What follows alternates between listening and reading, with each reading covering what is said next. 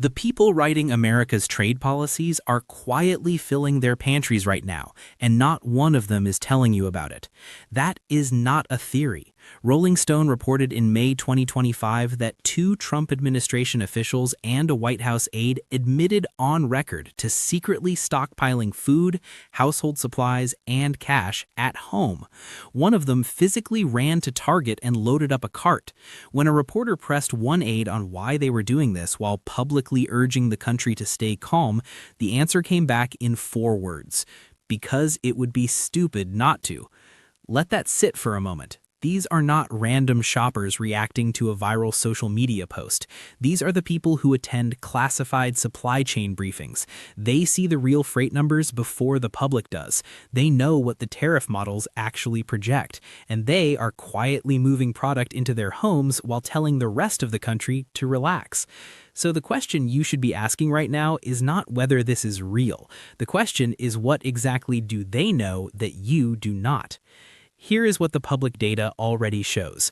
The Port of Los Angeles, the largest entry point for imported goods in the entire country, recorded freight arrivals down 33% year over year.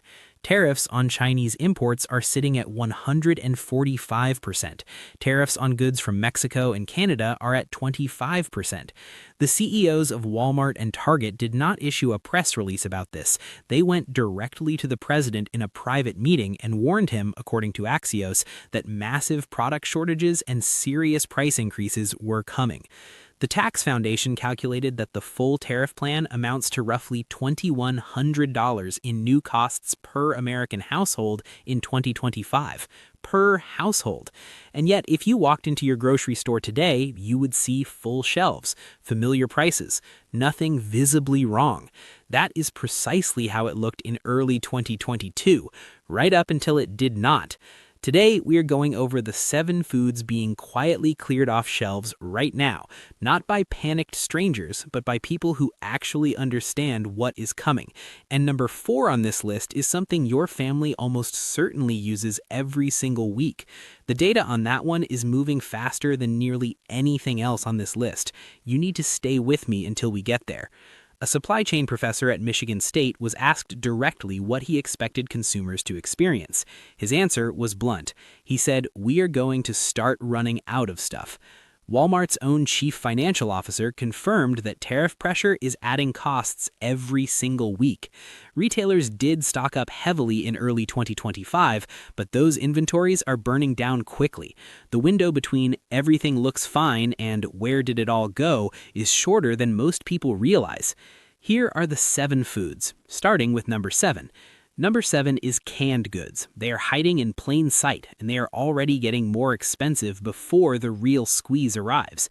Think about what a can of beans actually is. It's not just food. It is food inside a metal container, and that metal container is now more expensive because steel and aluminum both got hit with expanded tariffs. Supply chain analysts project those tariffs will add up to 30 cents per can across the board.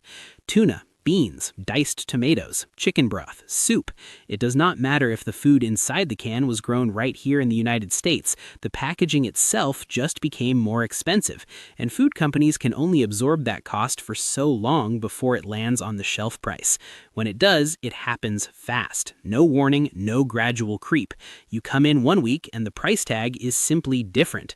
And what is more interesting than the price shift is who moved first and when. Consumer Edge tracked purchase behavior at Costco, BJ's Wholesale, and Amazon in the days immediately following the April 2nd tariff announcement. People who understood what was coming loaded up instantly. Larger basket sizes, more units per trip, no announcement, no social media post, just quiet bulk purchasing by people reading the fine print. Here's what to grab. The everyday staples: black beans, kidney beans, canned tuna in water, diced tomatoes, chicken broth, condensed soups. Do not overthink it. Buy what you already eat. Add 2 or 3 extra cans of each category on every grocery run for the next 4 to 6 weeks. Write the purchase date on the lid with a permanent marker. Oldest cans go to the front of the shelf, newest go to the back. That is the entire system. One more thing worth noting, the aluminum tariff is not just hitting food cans, it's hitting every beverage can as well. This is a packaging problem, not just a food problem. Anything sealed in a can is becoming more expensive. Act while the prices are still familiar. Now, canned goods are expected. People have been talking about those, but number 6 has a story most Americans have never heard. And when you understand what happened to this supply chain over the past 2 years, you won't wait to act. Number 6 is cooking oils. In parts of Europe, olive oil became the most stolen item in supermarkets in 2024. Not electronics, not cosmetics, olive oil. That is what happens when a supply collapses, prices double, and people still have to cook dinner. Here's the backstory. Spain produces roughly 45% of the world's olive oil. During the worst drought years, Spanish production fell by more than 50%, dropping from approximately 1.4 million metric tons down to around 666,000 metric tons in a single season. That is not a rounding error. That is a 51% collapse in one of the world's most critical food crops. And drought was only part of the problem. A bacterial disease called Xylella fastidiosa has been destroying olive groves across the Mediterranean for years. Here is the part that matters long term. Olive trees take up to 50 years to reach full productive output. Some of the groves being destroyed today are 600 years old. When they're gone for decades. New plantings cannot replace that volume in any timeline that is useful to you or your family. And then the tariff pressure landed on top of all of that. Vegetable fats and oils rank among the top food categories imported from China. Those imports now face tariffs at 145%.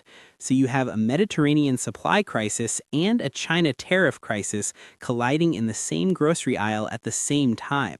Multiple retailers have already implemented per-customer purchase limits on olive oil. Some stores are simply not restocking at previous volumes anymore. Here's your action plan.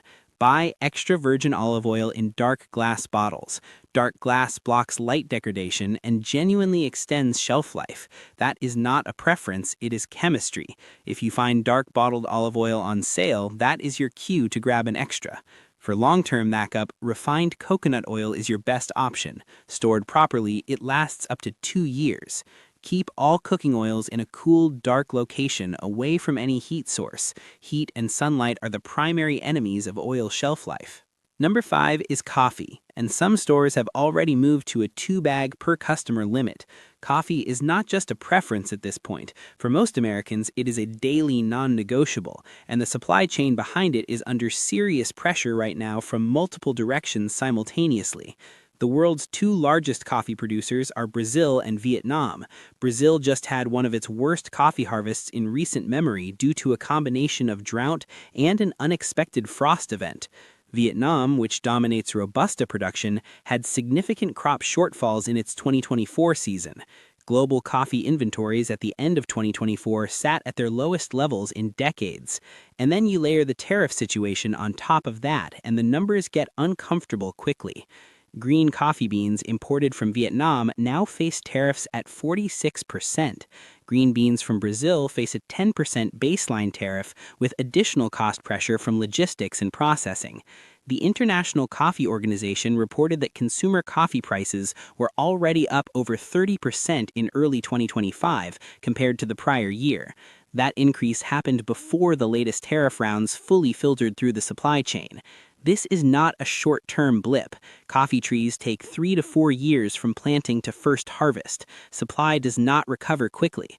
What you are seeing on coffee right now is the beginning of a repricing cycle, not the peak of one.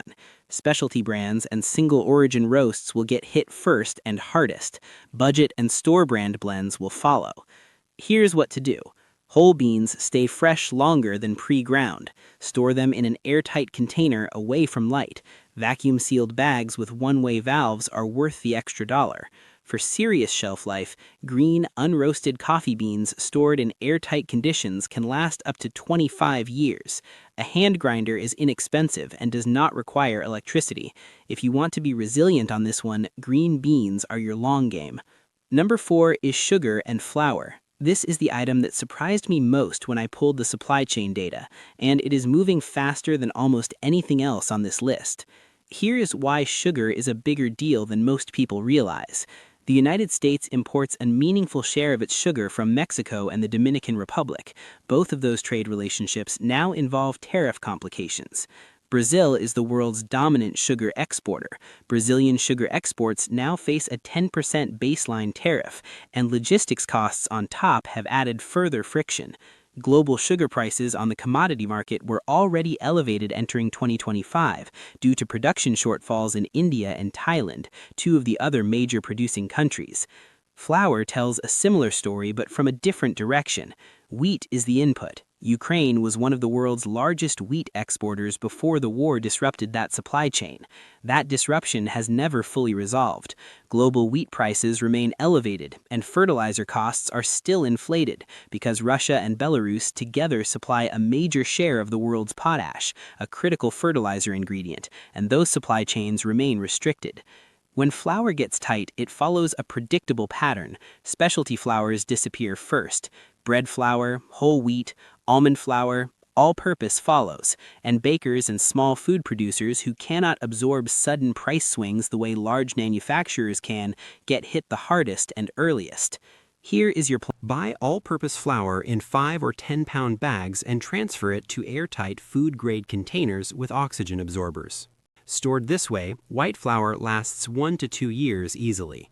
Whole wheat flour has natural oils that can go rancid, so rotate it faster, within 6 to 12 months. For sugar, airtight containers matter. Sugar does not technically expire, but it clumps and hardens when exposed to moisture. Keep it sealed and in a stable environment, and it lasts indefinitely. Stock both. Date both. And if sugar and flour surprised you, number 3 is going to hit closer to home for almost everyone watching. Number 3 is eggs and chicken. The most visible example of how quickly a stable food category can become unstable. You already know the egg story because you lived it. You watched the price of a dozen eggs go from under $2 to $6, $8, sometimes $10 or more in certain markets. That happened because highly pathogenic avian influenza, commonly called bird flu, tore through American poultry flocks with historic severity. The USDA confirmed the loss of over 100 million birds across egg-laying and broiler chicken operations combined since 2022. 100 million birds. The flock rebuilding process takes time. Hens do not start laying immediately. Bringing replacement flocks to full production capacity takes months, and the virus has not gone away. New outbreaks continue to be reported in 2025, meaning the recovery timeline keeps getting extended every time a new flock is infected and has to be destroyed. Chicken prices are following the same pressure curve eggs already traced. Broiler supplies remain tighter than pre-outbreak levels. Grocery stores in many regions have already implemented egg purchase limits. And unlike commodity price spikes that correct within a quarter, a disruption to living animal populations takes years to fully recover. Here is what preparedness actually looks like on this one, because it is different from the shelf-stable items. The egg and chicken situation requires a dual approach. For fresh eggs, get comfortable with freeze-dried whole eggs. The quality has improved significantly over the last decade. They work in baking, in scrambled applications, and in cooking. 1 can of freeze-dried eggs can replace dozens of fresh eggs. For protein more broadly, canned chicken is your immediate backup. It has a multi-year shelf life and works well in soups, stews, and sandwiches. And if you want the real value play, dried beans give you more protein per dollar than almost anything else currently on the shelf. 1 pound of dried black beans costs approximately $1.50 and provides comparable protein to a pound of chicken. Stock both options. Rotate both. The redundancy matters. Number 2 is rice and dried grains. When this category gets tight, everything downstream gets tight with it.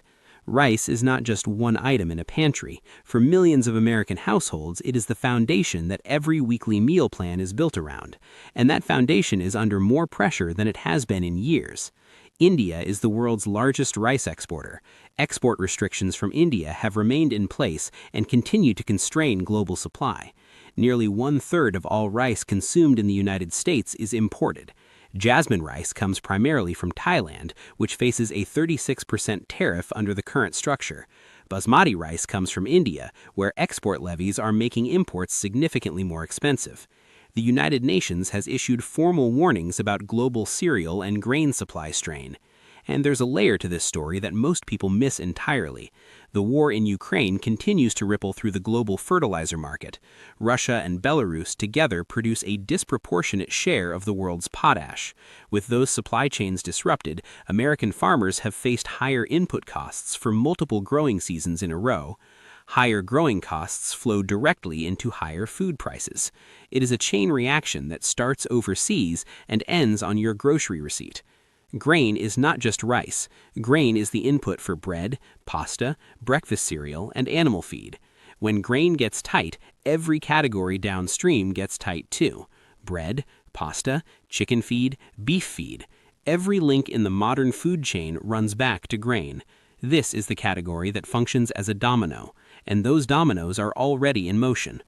Warehouse Club members have been quietly moving on this one for months. There has been a noticeable surge in 20 and 50-pound rice purchases at Costco, Sam's Club, and BJ's Wholesale. Not because there has been a dramatic news story, but because people who track supply chains understand what a grain squeeze means for a household food budget over the following 12 to 18 months. Here's your storage plan.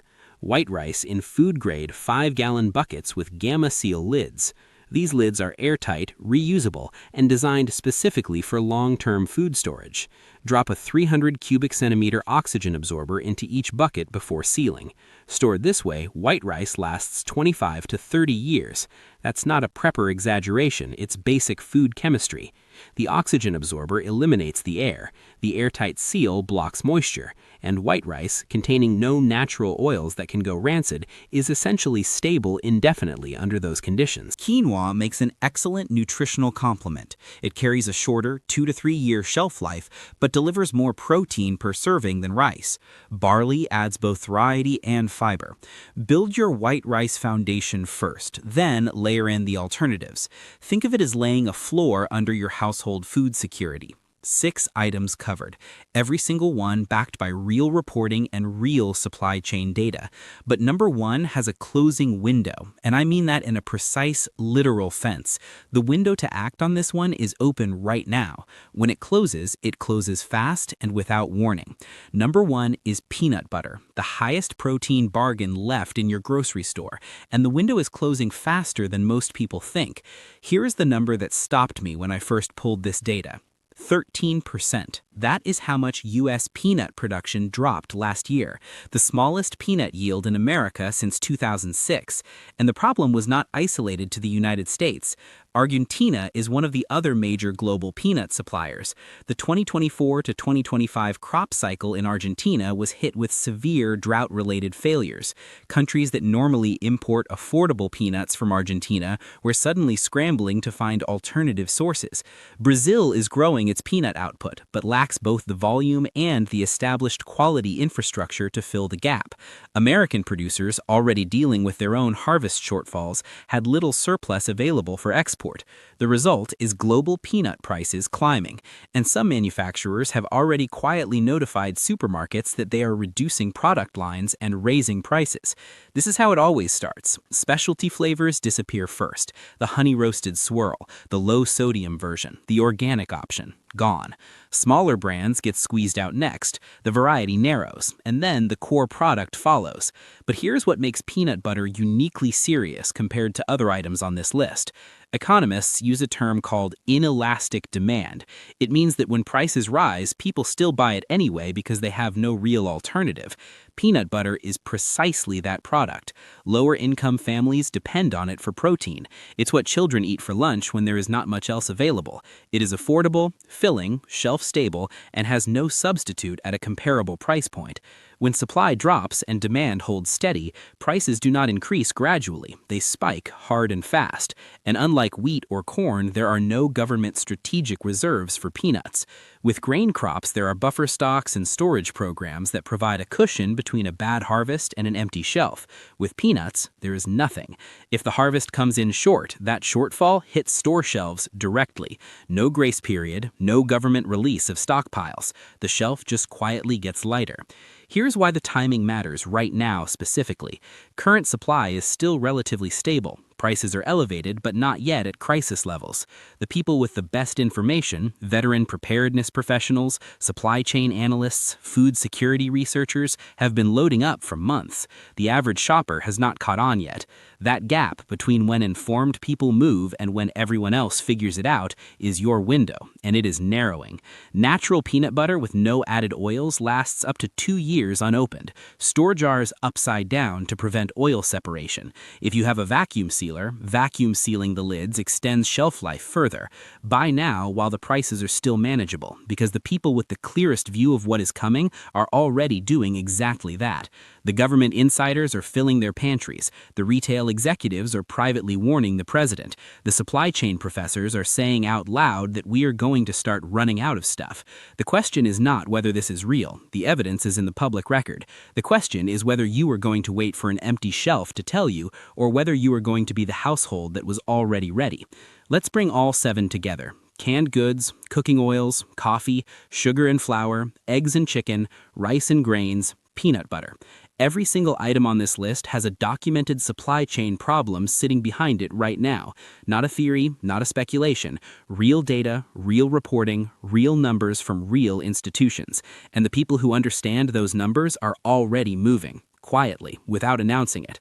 You do not need a bunker. You do not need to spend thousands of dollars this week. You need to start. Pick 2 or 3 items from this list. Add extras to your next grocery run. Date everything with a permanent marker.